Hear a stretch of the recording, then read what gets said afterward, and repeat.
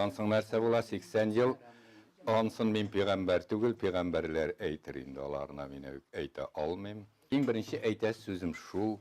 Менә мин бик теге үзбәкләр әйтмеш, бик хөрсән булып торам.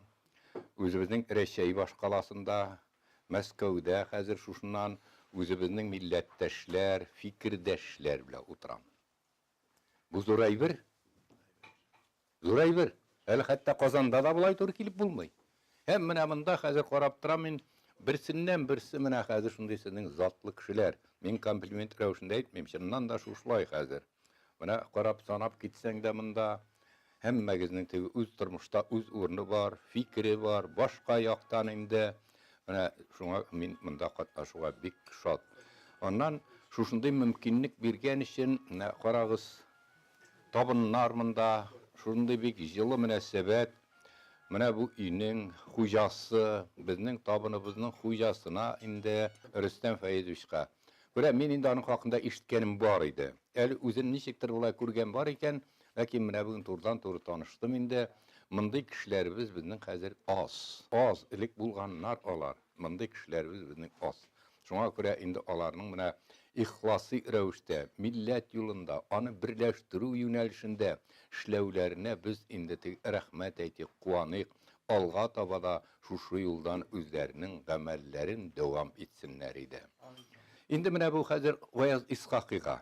Гаяз Исхакыйны ишеткән бар. Каядыр бар инде вроде бы әйтәләр мин татарча әйткәндә. Вроде бы менә шушындай знакомый человек фәлән инде ишеткән бар. Ну җүнләп белмибез. Үзем инде университетта укыган кеше бит инде. 64-тә бетергәнем. Шуна хәзер ярар әзмәз ишетеләм, теге кайвакыт китаплары килеп чыга, остаз бикәләр. Һәм шушыннан нигә бардым? 70-нче елларны стажировкада миңа менә стажировкалар Ленинградта, Мәскәүдә уздым мин, Ташкентта, Дүшәмбедә уздым, 3-4 ай. Зур әйбер бирде. Менә беренче мәртәбә 69-нчы елны мин Ленинградта, Ленинград университетында стажировка уздым. Шәрх факультетында, анда минем җитәкче Габдрахман Таһирҗанов.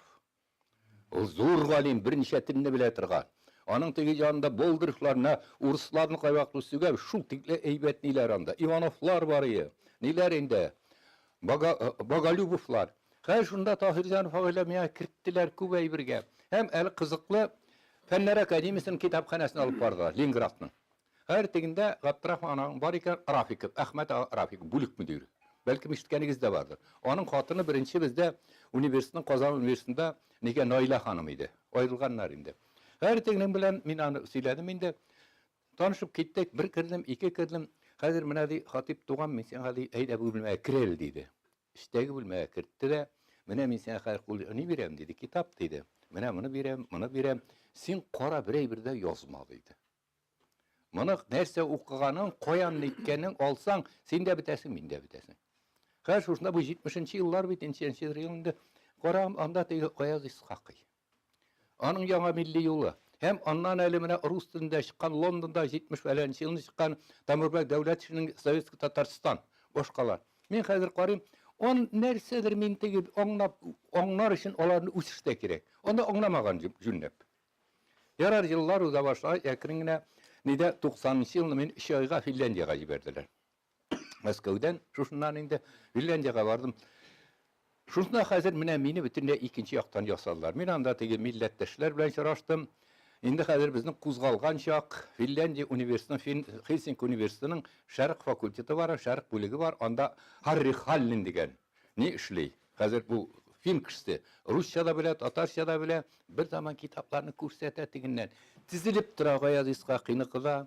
Япониядә чыккан яңа япон мөхбире дә тизелеп тора. Мукдинда чыккан милли байрак та бар, башка китаплар да бар. Мин шул гаҗәп ни булды миңа, кызыклы булды. Һәм андан милләттәшләр белән чырашу, аларның күбесе буларны белә. Менә шуннан минем кызыксынуым китте. Һәм мин инде шактый материал тупладым. 90-нчы елда кайтканнан соң Гаяз Исхакый үләр алдыннан фәлән вакыт кына кала васият яза. Ул аны Тампры шәһәрендә яшәүче Халидә Вафа, Халидә апага. Хәзер шушыны инде бу минем мәгънәви васиятым булып калсын дип, үзенең эшчәнлеген, тарихын бәян итә. Моны инде хәзер бу кулдан кулга йөри. Мин моны хәзер шәһәрдә Казанларында Равил Фәйзуллинга кыюлык күрсәтеп бастыларны 90-нчы елны, 91-нче елны. Шуна кирип китте. Менә мин шуннан Гаяз Исхакыйның хәзер Яңа Milli Ул журналын 136 санында рактарып укып инде аннан башка әйберләрне булдырылган кадәр инешләдем. Һәм менә ниләрдән шөкер Худайга инде шушы Гаяз Хакыйга инде иммиграциядагы мөхаҗирлектәге татар матбугатына, әдәбиятына кагылышлы минем берничә китабым бар, хәзер публикация, әлбәттә мин барсын да беләм дип әйтмим, ләкин менә шушыннан кирип китилде. Менә безнең соңгы 150 елда гына да бик кешеләребез күп безнең. Бик кешеләребез күп. Кайым Насыри да, Шиһабетдин Мәрҗани, Ризаетдин Фәхретдин дә бар, аның Гафури да бар, Тукай да бар, башкалар. Һәм менә шушылар арасында Гаяз Исхак аеруча мөһим урынны били. Ну монда кемнәр белмәй, 1878 елны хәзерге Чистай өлкәсе, Чистай районы Яуширма авылында мулла гаиләсендә туа. Һәм кемнәр менә аның әби бабалары, әтисе Ширмешән ягына, Атаклы Лашман якларыннан. Һәм әнисе андагы мөслим, аннан туган авылында укый, аннан соң инде Чистайда бик тә атаклы мәдрәсә була. Ниләр? Закир Камаловлар. Анда хәзер менә шушы Гаяз Хакый укыган вакытта 700-гә якын студенты бар. Һәм алар арасында Фатих Кәрим дә бар, Ризаетдин Фәхретдин дә укыган, Фуат Туктар да укыган. Һәм шунысы менә бу Закир Камал бик тә мәшһүр кеше, аның бер кызы атаклы Гөлсем Камалова. Ул теге ниләрнең Фатих Кәриминең Хыялмы хакыйкатьме әсәрләренең прототипы булган кеше. Һәм аннан ул 1900 елдан 18 елына Петропавловскка Кызылҗарга килә. Аңа хәзер Мәскәүдә дә укыган казакларның бик шагыйре, зур шагыйре нигә Махҗан Җомабай гашык була. Һәм инде менә ниләрнең иң яхшы шигырьләрен шушы татар кызы Гөлсем Камаловага мәхәббәт тоткан вакытта илһамлан язган. Менә мин Казакстанда күп булганым бар. Кайбер елларны 5-6 мәртәбә. Һәм анда әйтәм, менә сезнең инде әдәбиятыгыз шундый, ни өчен нигә Махҗан Җомабай шундый дәрәҗәгә ирешкән? Чөнки аны мин әйтәм, татар кызы илһамландырган дип. Гөлшәләр дә бераз кимереп тә куя инде.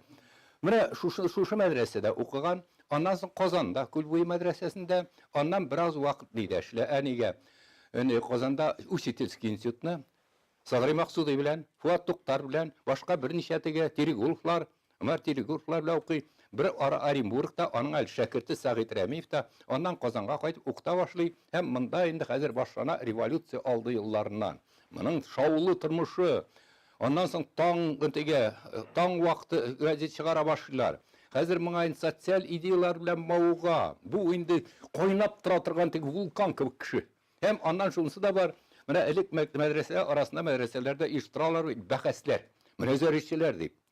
Гаяз Исхакый үзенең мөнәзәрә кылуы, бәхәсче булуы белән атаклы. Аны хәтта икенче әллә кайдардан килеп мәдрәсәләрдән безнең яктан бар әле шушыннан фәлән нигә урынга ярышка дип шундый алып бара торган була. Мөнәзәрәче. Һәм шушы вакытта аның язган әйберләр яза 19 гасыр азагында яза башлый. Тәгаллимдә нигә Сәгадәт, ягъни гыйлем алуда шундый бәхет аннан тәрҗемә итә. Һәм аның 200 елдан соң инқиразы, аннан бер әсәре. Һәм тагын шунысын да әйтим, Гаяз Исхакыйның менә татар профессионал театры иң беренчесе Гаяз Исхакый әсәре белән ачыла. Һәм инде аның бер артлы чыга, аның драма әсәрләре. Ну монда Галиәсәр Камал исемен йөртә безнең театрыбыз Казанда. Әгәр дә инде Гаяз Исхакый иммиграция китмәгән булса, бәлкем инде Гаяз Исхакый исемендәге татар академия театры булыр. Ярар, Галиәсәр Камал дагы зур фигура, ансы да безнеке. Менә шундый зат. Хәзер моның инде шушы эшләр өчен эзәрлекләү башына төрмәгә утырталар, Чистай төрмәсендә, Казан төрмәсендә, һәм моны ахырсыктан менән кутылырга кирәк дип Архангельскка сөрелер. 7нче елны. Һәм сөрәп, анда дагы тик ятмый. Әле анда бер 8нче елны качып, нигә Петербургка килә дә Истанбулга барып, анда хәзер шундый әйләнеп кайта. Икенче фамилия белән йөри, тегендә. Икенче фамилия белән анда әсәрләрен яза. Һәм бер вакыт моңа инде теге шымчылар индәшәләр моңа. Гаяз дигәч бу борылып карый да, шуның белән янә кулга алып, моны инде шул тик шартларда тагын да аррак җиргә сөрәләр. 13нче елны амнистия галәгә.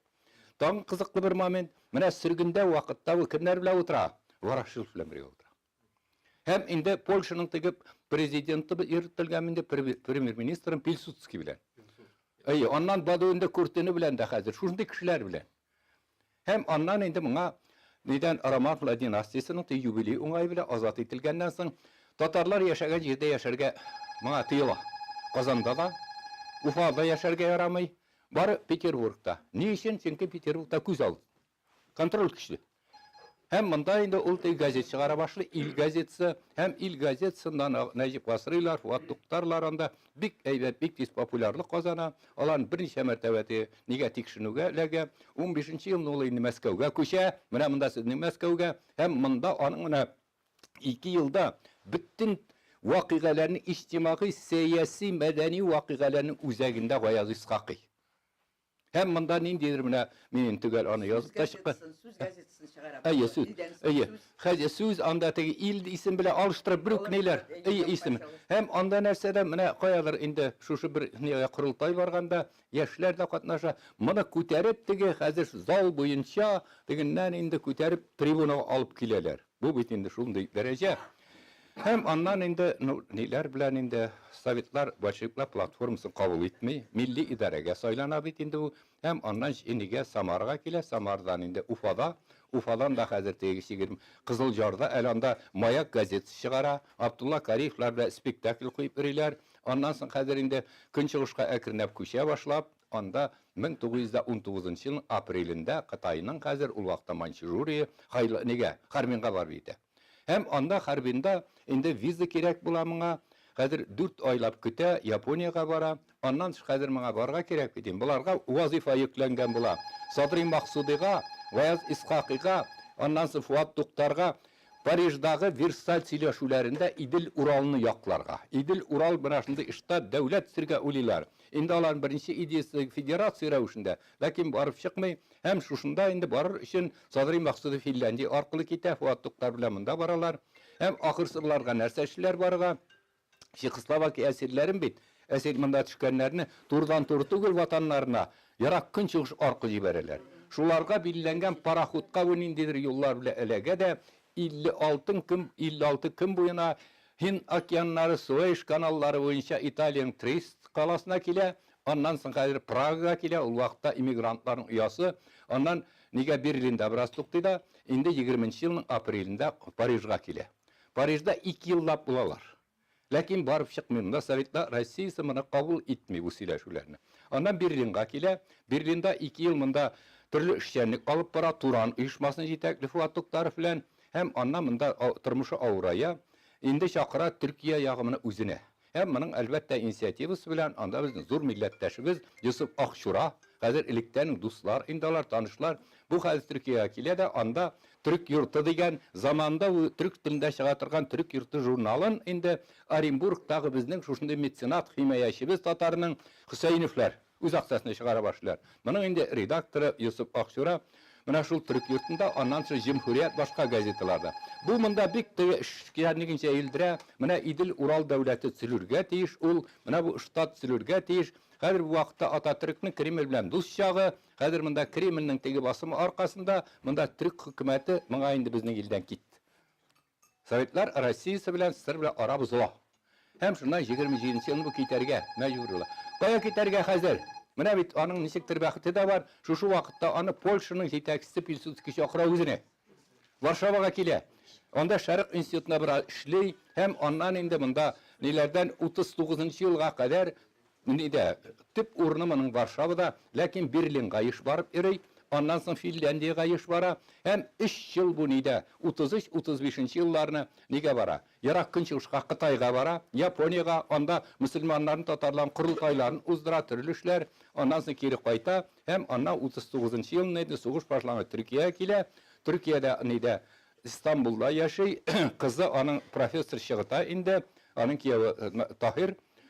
Ankara'da. Hem onda indi şu 1-4 ayga München'ga barıp kile. Degi Azatlık Radyosu'na sizin onda da hem şurada Azat Vatan jurnalına el nigizlevde katnaşa hem ondan kaytıp indi 54. yılının 22. iyulünde Ankara'da vefat bula. Onun ütinişi boyunca, vesiyeti boyunca indi nige anı nide İstanbul'da Yusuf Akşura bile Edirne Kapı ziratına girirler. Mına hazır onun turmuş yolu kuresiz. Hem tağın bir momenti var. Onun eli başka icatına iktibar etmeyen vakitte da bizning Tatar dünyasında dünyanın şuşunday gezgen kişiler Mirgaziyan Yunus bulgandır indi, belki başkadır. Ul qaylardağına bulmağa. Elanda bulay. 31. yılının dekabr ayında Кодис шәһәрендә, Иерусалимда була бөтен дөнья мөселманнарының курултайы икенче. Бу монда делегат буларак катнаша. Һәм анда аның тырышлыгы белән шушы курултай инде махсус резолюция кабул итә. Һәм анда бу резолюциядә Советлар Берлегенең Кремльнең сырдагы мөселманнарны эзәрлекләү буенча. Эзәрлекләү буенча шундый резолюция кабул ителә һәм инде ул тарала. Һәм шушы вакытта Ваяз Исхакый Мисырда, Сириядә, Ливанда лекциялар укый. 3 айдан 4 айга якын була. Һәм тагын менә шушы резолюция аркасында Кремль әзерли махсус бер документ әзерли. Хәзер анда нәрсә куела? Моны басып чыгара Азат Ватан журналында, Мюнхендә чыккан. Булай әйтелгәндә, менә бу белдерүдә инде бернинди дә Советлар Берлегендә мөселманнарны эзәрлекләү юк. Хәзер барсы да үз урында, һәм моның артына астына инде Ризаттин мөфтине Ризаттин Фахретдинне чакыралар. Ризаттин Фахретдин Уфадан килә, бәләкәй генә карт, дигәндә әйтәләр, моңа кул куясың, кул куймасаң шушындый. Хәзер тигенә ала да инде Ризаттин Фахретдин шушлай. Безнең динебездә алдауга юл куелмый. Мондай ялган нау кагазына кул куймый. Бөтенесе хәзер шаккатып торалар инде. Бу бәләкәй генә карт хәзер шуннан залны теге чалма кигән инде чыгып бара шаккатты. Моны юк итә алмыйлар, чөнки бу дәрәҗәле мөселман илләре белә. Монсы да менә Ваяз Исхакыйның. Аннан Ваяз Исхакыйның хәзер нәрсәдә? Менә иҗаты. Ул романнарда язган кеше. Ул хәзер повестлар, хикәяләр язган кеше. Аннан соң драма әсәрләре, аның драма мөгаллимәсе, бигрәк тә атаклы хәзер шушыннан ни әсәр аның. Зөләйха әсәре, аларны. Аннан шунда иммиграция киткән менә тагын бер ягы бар. Нигә журналистика өчен теге таң газетасын, таң вакытын чыгара бит әле, аннан башка газетлар чыгара инде ул. Инкыйлаб иммиграция киткәннән соң анда да дәвам иттерә. Мәсәлән, газета чыгара, ул нидә Маяк газетасы әйттем, бу иммиграция түгел, Кызыл Ярда вакытта. Инде Берлинда, Варшавада яшәгән вакытта нидә журнал чыгара бу. Яңа милли ел. Башта исеме 28нче ел 028 хәзер, аннан инде 39нчы елларга кадәр чыгара яңа милли ел. Башта 30нчы елдан китә инде ул яңа милли ел исем. Башта милли ел. 136 менә ул журнал. Карап хәрефләре белән татарча. Мин моны каян инде? Мин моны теге Хельсинки университетының нинән китапханасыннан хәзер мин аларның күбесен актарып чыктым. Минем язган мәкаләм дә бар. Менә моны чыгар. Бу журнал үзенә күрә бер энциклопедия. Һәм анда Ваяз Исхакый төбесен язган. Башкалар, чит ил галимнәре дә анда үзәктә татарның язмышы, үткәне, аның теге иреккә омтылышы, аңа иреккә хакы барлыгын шушларны яза ул. Шушларны яза. Һәм бу китапны, менә бу журналны татарның энциклопедиясе дип әйтү дөрес булыр. Аннан хәзер нигә барганнан соң Япониягә баргач әйттем, 1935 елны бу нигезли нигә Милли байрак газетасын. Атналы газета, хәзер шушыннан гарәп хәрефләре белән, ала рухы белән шушы яңа милли юлга тур килә ул. Һәм шунда башта баш редактор үзе киткәннән соң анда Уркия Дәүләтгилде белән Ибрахим Дәүләтгилдене хәзер шуннан үз урынына калдыра. Һәм менә шунысы кызыклы, Уркия һәм Ибрахим Дәүләтгилделәр, булар хәзерге вакытта Төркиядә яшәгән атаклы профессор Надир Дәүләтнең атаналары. Менә анда. Аннан соң хәзер аның башка менә чыгарган газета, журнал чит илләрдәге. Мәсәлән, чыга башлый, ничәнче 30нчы елларны микән, нидә Кытайда шәкертләр таңыйсын, балалар өчен. Һәм шушыны хуплап яза. Һәммәсенә менә үзенең мөнәсәбәтен белдереп бара. Читтә дә менә Ваяз Исхакый үзенең бер юлбашчылык, үзенең хәзер шушында лидер әйдаман икәнлеген күрсәтә. Бу инде күп фактлар белән. Һәм инде менә читтәге язучылар, мәсәлән, нидә анда чыгышы белән ул ниләрдән Троицки тирәсеннән булган Кызыл Ярдан, нигә хәзер Хөсәйн Габтуш Харбинда ул ниләрдә анда татар газеталарын чыгара, аның бик матур хикәяләре бар. Үзе инде хәзер Ваяз Исхакыйны үзенең остазы дип саный. Яңа милли юлда бастыра. Һәм аннан шунысы кызыклы, Хөсәйн Габтуш Тукайга багышланган төрле кичәләр оештыра. Һәм сәхнәдә Тукайның кичәсенә әзерләнгән вакытта 1944 елның 14 апрель айында сәхнәдә йөрәге түгелә Хөсәйн Габтуш. Менә шушы аның турыдан-туры шәкерте. Аннан соң хәзер ниләр бар? Мансур Арсланбәк. Ул заманда теге Төркиядә, яни Кытайда яшәгәч, Төркиягә кайта. Мондыйлар хәзер шактый гына анда. Инде ниләрдә бигрәк тә менә сезгә якын булган Финляндиядә. Финляндиягә күп мәртәбәләр килә, инкыйлабка кадәр дә килә. Һәм аның васият хаты анда язылу юкка түгел. Һәм аның бу журналларын, китапларын бит ниләр? Теге хөкүмәт ярдәм итмәй. Безнең милләттәшләребез һәм шактый гына аңа Төркиядә, Гынейдә, Финляндиядагы безнең милләттәшләребез. Бигрәк тә анда менә шушы ниләр, вафиннар. Аннан соң менә Акан Таһир бар, беләдрегез аның. Нидә Хельсинкида ислам мәхәлләсенең ислам җәмгыятен башлыгы булды. Аның әти, әби бабалары алар ярдәм итә. Башкалар. Менә һәм шушы Финляндиядә бик күп кенә меңнәп кенә яшиләр. Мин чөнки Финляндия татарлар яхшы беләм. Анда күп кенә китаплар чыгарганнар, оригинал китаплар, журналлар. Мәсәлән, Хәсән Хәмидулланың үзенең Шимал ишкыннары, Белдериш дигән журналлары, башкалар бар. Нагыйм Садыйкның башкалар бар хәзер шуннан. Һәм менә буларның һәммәсенә минем Гаяз Исхакыйның йогынсы. Һәм монда тагын шунысы кызыклы менә Сания Гыйффәт дигән. Ул ире Закир Кадири белән заманында ул теге Унидә Галия мәдрәсәсендә эшләгән. Монда 30 елларны аны Гаяз Исхакый ни белән тәкъдим белән Финляндиядә балалар укыталар 30 елларны. Һәм менә шушы Сания Гыйффәт бүтән мәдәни үзәкләрне үзәнендә, уртасында кайный, мәркәзендә. Аның китаплары бар. Һәм менә аның монда чыгарган әсәрләре арасында менә тормыш күзгесе. Менә 30 елны Хельсинкида чыккан гарәп хәрефләреннән китап. Мин моны инде хәзер графикага күчереп, инде бастырдым кириш аңлатмалар белән. Сания Гыйффәт инде Гаяз Исхакыйны үзенең остазы дип саный. Остазы. Аннан хәзер тагын менә ниләр бар. Сезнең монда Нижгар яклары, Сиргаш яклары, күбегез шуннан инде бәйләнгән. Һәм анда шактый гына кешеләр, Финляндиядагы татарлар, алар шул яктан килгән. Ну, Яңапардан, Актүктән килгән. Актүктән килгәннәр. Һәм менә шушыннан килгән 15 яшында китә ул Хәсән Хәмидулла. Һәм аның бик күп китаплары бар. Әдәби китаплары, фәнни китаплары бар. Һәм менә 54 елны ул бастырып чыгара монда. Ниләр инде Хельсинкида Яңапар тарихы, Актүк тарихы. Менә бу гарәп хәрефләр белән язылган бик әйбәт китап ул. Мин моны заманда кайтканнан соң хәзер графикага күчереп, мираста бастырган идем. Аны инде сезнең шулай ук ул яктан Актүк тирәләреннән булган безнең продюсер, журналист Рифат Фаттахов Татарстан журналының баш редакторы булганда минем текстны алып русчага тәрҗемә итеп бастырып чыгарды. Менә шушы. Аннан Гаяз Исхакыйның менә Төркиядә аны бик зурлыйлар. Аның рухында теге, аның рухы белән әсәрләр языла. Булар арасында менә нинең бар? Исфәндияр Ишхай. Менә аның бер китабы. Яшь вакытым, яни бу әле нигә? Хәзер җәһәннәмнән котылганнар. Исфәндияр Ишхай. Бу үзе чыгышы буенча Төмән өлкәсенең Шимбай авылына, Оренбургта укыган заманында. Һәм аннан икенче берсе Ләбиб Каран. Бу Ләбиб Каран атаклы. Аны берәүләр әйтәләр. Сарма районының Каран авылыннан, икенче берәүләр әйтәләр инде Башкортстаннан дип, кайсындыр мин аны ачыклый алмадым. Ләбиб Каран доктор буларак билгеле. Һәм ул Сарский селоларда укый эшләй. Гаяз Исхак аның белән баштан ук таныш була. Инде Берлиндә вакытта алар бергәләп журнал чыгаруда. Аннан соң бу Төркиягә кайта. Ләбиб нинең инде моның яшь вакытым җырлары бар. Аннан соң аның Мәрҗани хакында, башкалар хакында язган китаплар да бар. Буларга һәммәсенең Гаяз Исхакның ние белән хәйр фатихасы белән. Инде Гаяз Исхакый мөһаҗирлектә үзенең менә журналистлык эшләр, иҗтимагый сәяси эшчәнлеге белән бергә ул инде әдәби иҗатында дәвам иттерә. Аның менә шушыннан Игә табан романы. Игә табан, Тимергалиев полковник. Анда бик язмышы шундый тулы бирелә. Аннан соң хәзер аның ие бар, Лукман Хаким бар. Символик, романтик планда язылган.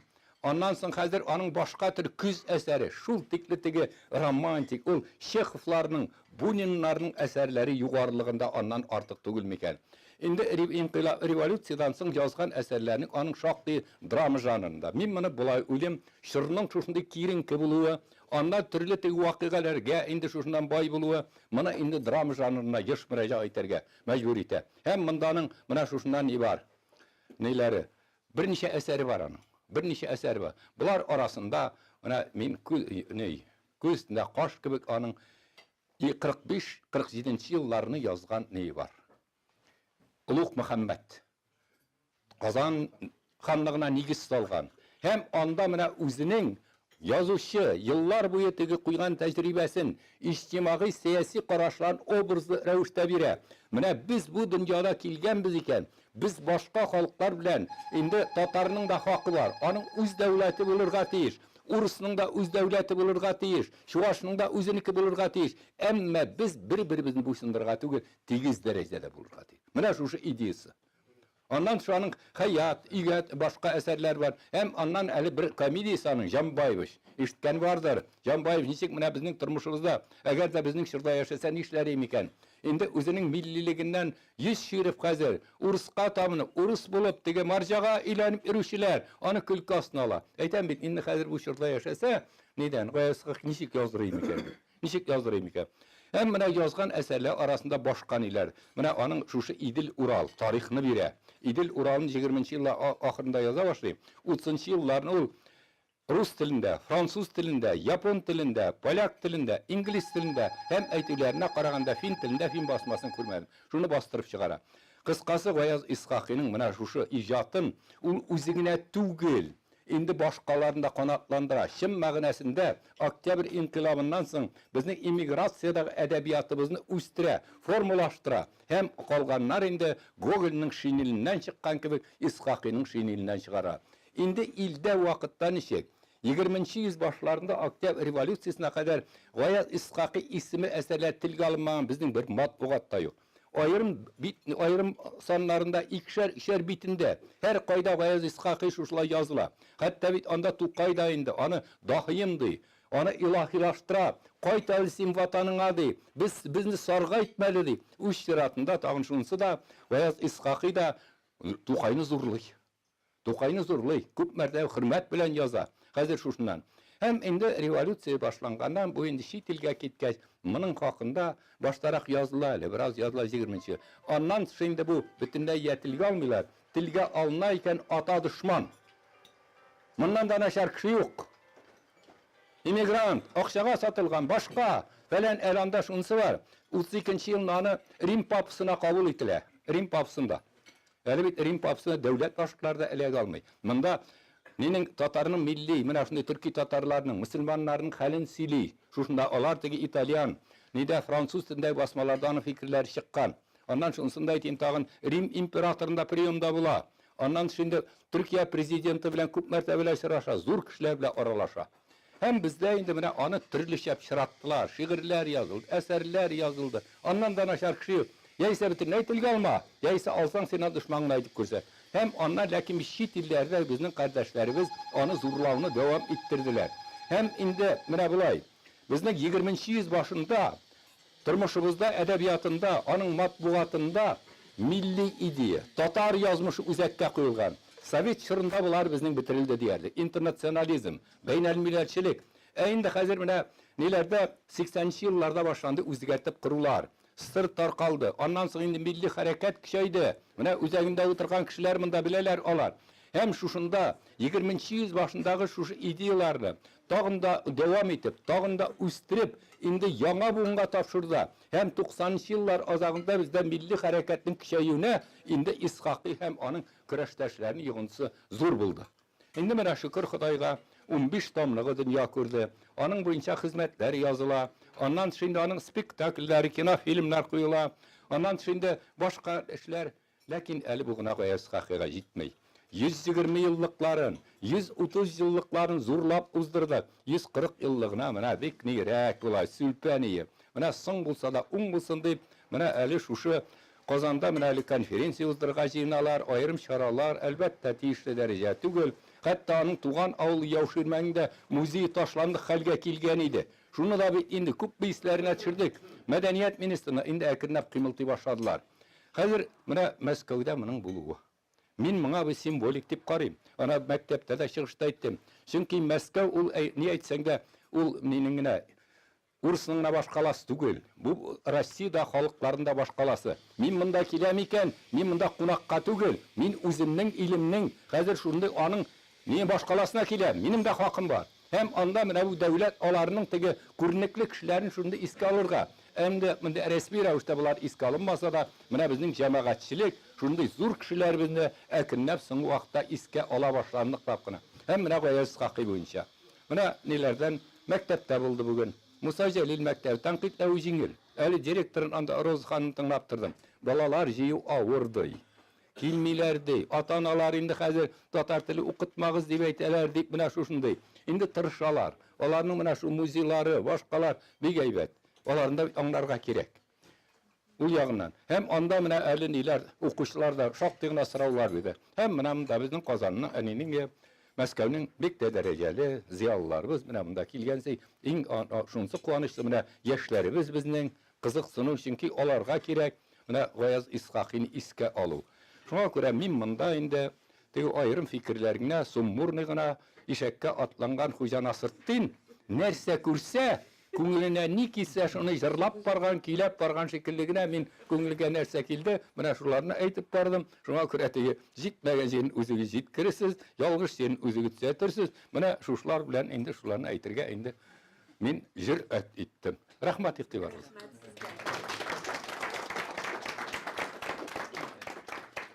Ondan bulay.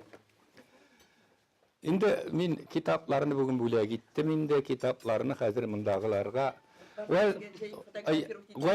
Gayaz İshak'ı yönşe benim Gayaz İshak mühacirlikte icattı degen iki kitabım var. Ondan sonra nege Gayaz İshak mühacirlikteki Tatar edebiyatı degen kitap var. 100'ge yakın publikasyon var. Gayaz İshak'ın nege bargandan soň İslam kurultayında bulgandan soň ol endi özünün isteliklerin bastıra. Менә мин аны хәзерге графикага чыгарып, аерым китап итеп бастырдым, шушы бар.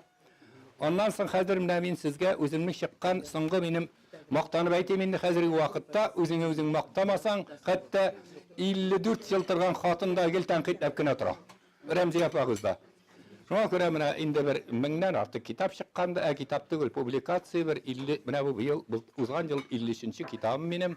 Bu türk-tatarский словесность в контексте межлитературных связей. Монда татарның әдәбияты, аның тарихы буенча һәм татарның әдәбиятының иң беренче чиратта башка әдәбиятлар белән. Шул исәптә урыс әдәбияты, антик әдәбият, гарәп әдәбияты, фарсы әдәбиятлар белән һәм күпчелеге казаклар, үзбәкләр, төркләр, башкалар белән багланышлар. Менә инде Алла бирсә, әгәр дә чыгарсалар, Татарстан китап нәшриятында яңа бер җыентыгым басмага әзерләнеп килә. Кулга эләкмичә чыкты дип әйтеп булмый. Радиобызның, Азатлык радиосының директорының әтисе Умрулла абзый Агиның китап язган ул. Ул 600 битлек рукописный. Ләкин ул 4 ел рус мәктәбендә укыган да русча язган иде. Фәрит абый миңа әйтте, минем шундый әтинең шундый ни бар, васыяте бар иде, чыгарырга, Нәзифә моны ничек эшләргә була.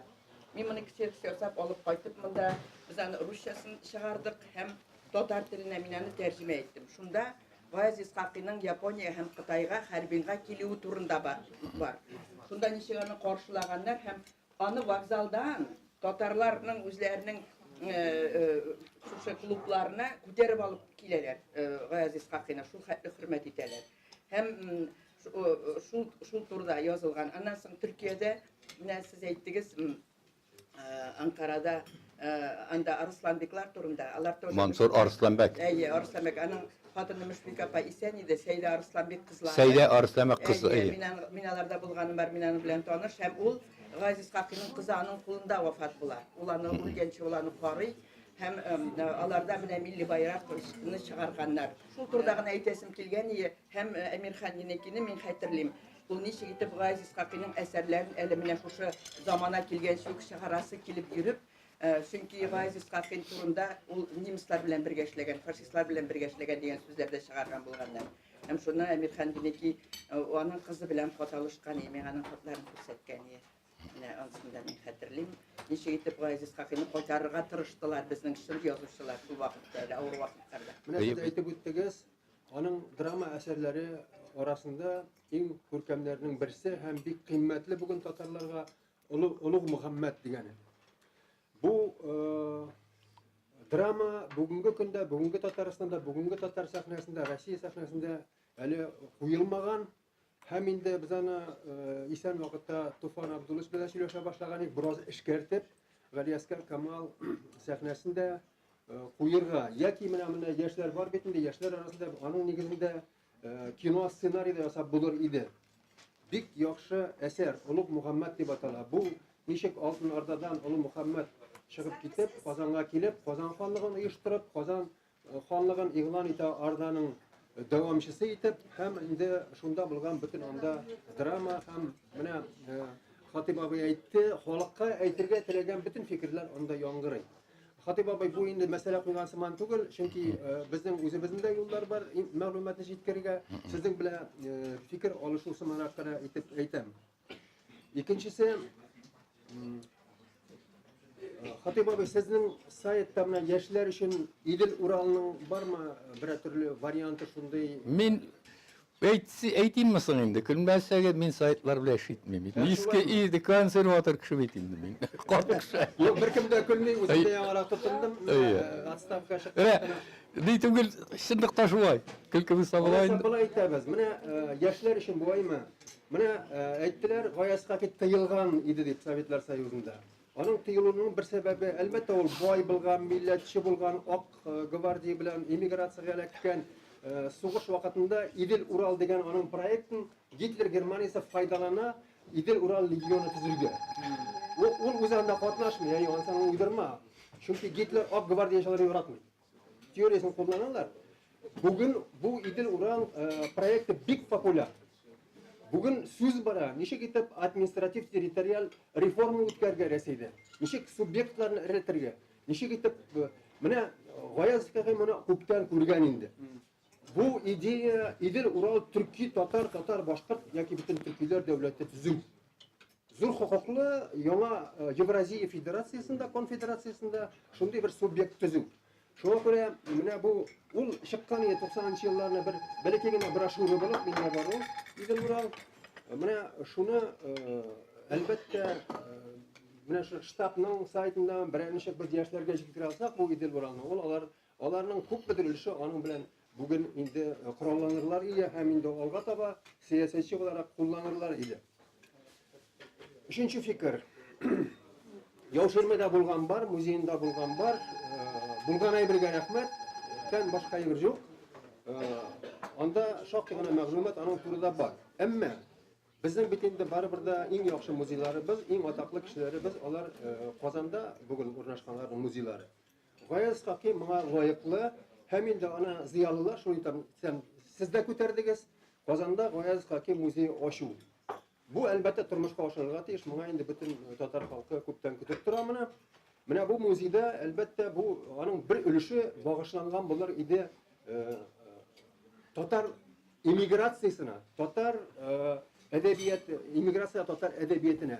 Onda o'rin tobilariga, onlar bitinde birga umr etganlar Yusuf Akshuraga da o'rin tobilariga, Zaki Baridiga o'rin tobilariga. Shunday Barselonada, Turkiyadagi bizning ziyolilarimizning da onda turida ma'lumot bo'lar edi. Şayet mana Ulug Muhammed orqali, Idil Ural orqali biz elektron ma'lumotga, ham endi sahnaga, kinoga chiqa olsak, biz G'oyasovning tog'inda populyarlashtira olar edik. Sizga bek zo'r rahmat. G'oyasovning ismini mangilashtiruvda ham onun merosin bugun praktikada qo'llanuvda ulushkirlaring uchun bek zo'r rahmat. Bizning ishimiz bek zo'r, politika ishimiz da bek shiten, bizning Tatarning da ikilish shiten, chunki bizga kerak tilni saqlarga, bizning odatlarimizni, onları endi tarixni ko'tarishga, butun dunyoga keragini anglatarga. G'ayas Ishaqiyanov ul zo'r ishni topshirgan, Shihabuddin Marjani da boshlagan ul ishni. Shuning uchun bizlarni hammasini bizda tutarga tegish. Bir-birimizga yordam etarga. Mana bu bizning bilimli alim kishilarni saqlarga kerak. Ular eson-sog' vaqtida öğrenirge kerak. Chunki u bizning endi bizning boylik, bizning millatimizning boyligi. Rüstem Feyziş bana добрый kişi ko'rinib turadi. Hozir to'xtag'iz. Kishining yuzini shiga, yuzini nurli bende. Hem mana shunga ko'ra endi men mana bu kitobni bo'laydim, bulay deb yozdim men ana. Tatar menfaatlar uchun fidokorlarcha ishlovchi Rüstem Feyz o'g'lina İshaqi hürmetine uyushtirilgan kişinin bir istaligi deb avtorlar hadiya bir qopaganda yuborgan.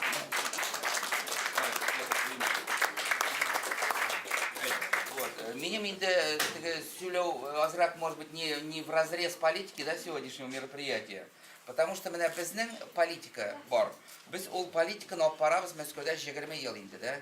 И меня ол безнен политика, меня был госсовет танцен, ол бик актуаль политика килеп шакта хадыр.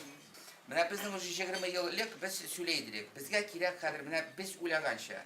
Мин әйткәнне ул дөресме, дөрес түгел, это безнен фикер, да. Ул оспаривается, не оспаривается, меня. Хадыр, значит, без все-таки приходим к такому выводу, безгә кирәк тренинг, программирование и установка.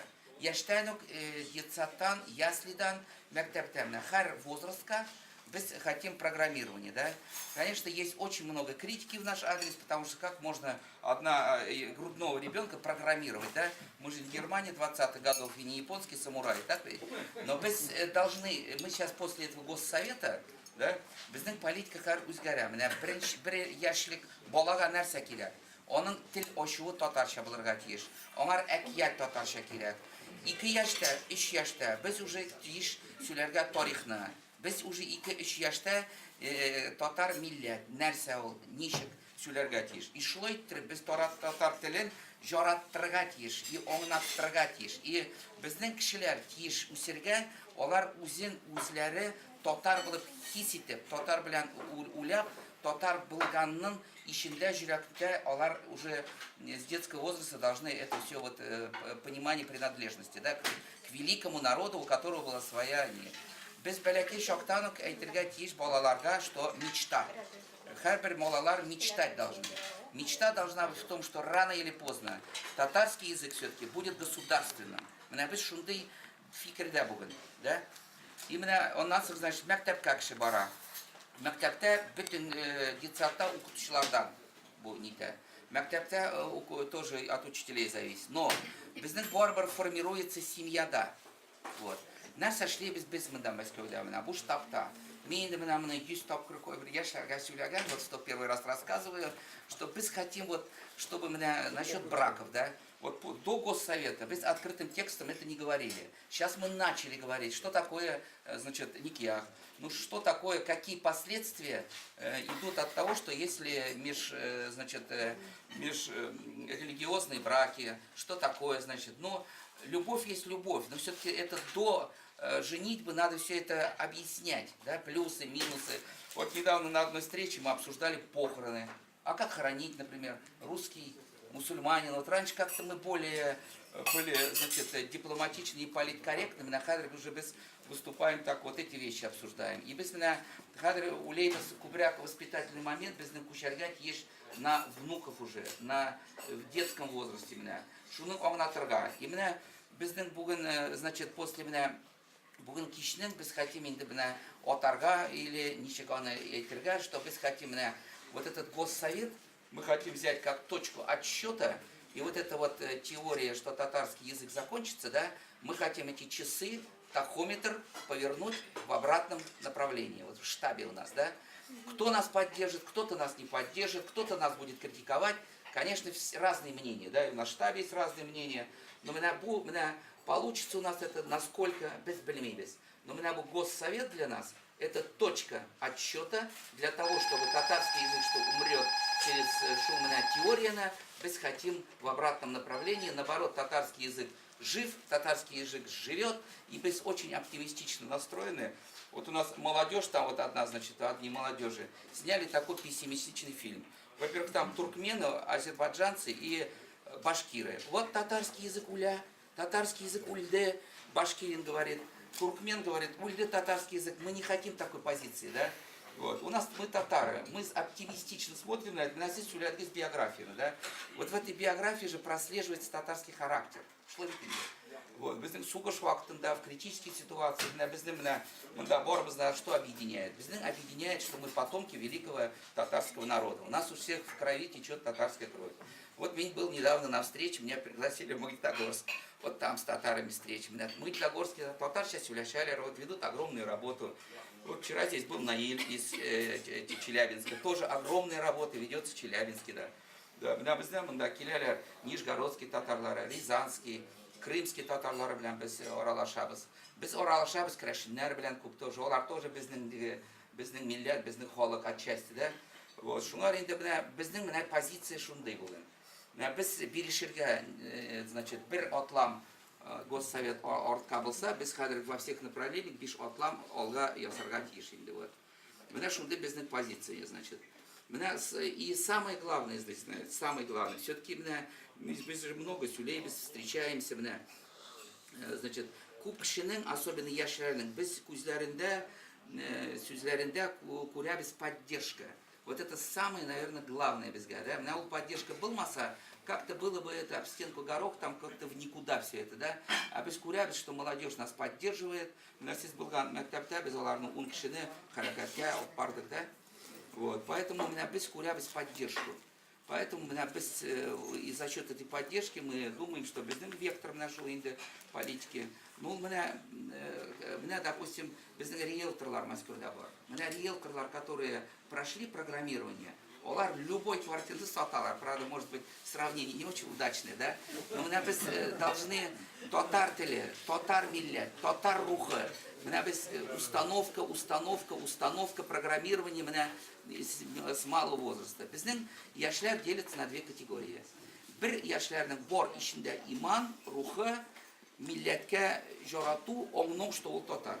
Икенче категория безнең татар, олар әти-әниләр аларга бирмәгән әнәсе белән, да? Менә шуларга без пытаемся инде объяснить, что алар уже алар татарлар, татар телен алар белмәйләр Мәскәүдә, да? Будем руку на сердце положить, честно, в Мәскәүдә татарлар фамилиялары, исемнәр татар, а татар милләт белмәйләр, православные. Ну, менә аларга мы хотим донести то, чтобы аларның хоть семьялары, чтобы аларның балалары или внуки, барыбер теге алар аңлау булсын, что вот иләнгәндә, ниткәндә, что алар татар, да? Менә шундый политика безнең менә бүген көндә. Вот. Без яшьләргә тоже пытаемся объяснить, менә нигә безнең штаб, да? Штаб без пытаемся менә 2 көнлек без үткәрдек медикларны җыйдык, да? Безнең килде менә из Пирогова, Сечина яшьләр, аларга без врачларны чакырдык. Врачлар белән аралашалар. Менә чтобы был карьерный рост. Мы хотим, чтобы менә молодежь в Москве татары, они большего добились.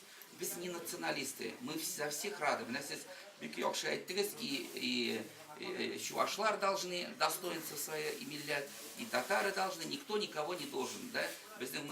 Россия сильна и тем, что она такая многонациональная республика. Вот. И вот мы хотим, чтобы вот такая вот установка яшьләргә вот так вот с молодости был снята. Что мы не можем, наверное, обойти дату предстоящего выборов, да? Вот надо отдать должное, что я никогда не видел, чтобы без штаба кто-то был на Болотной или Манежной, да? Мы голосовать будем, не будем за кого говорить, за сильную Россию.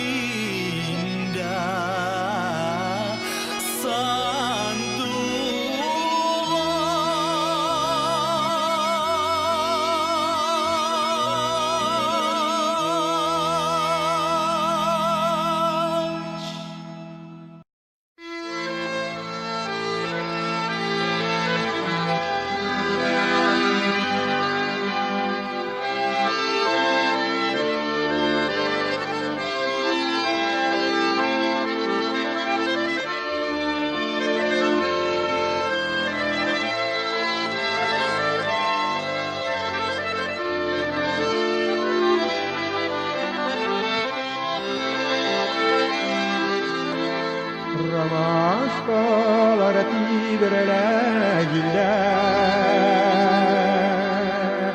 bir kürelik doğal kümelek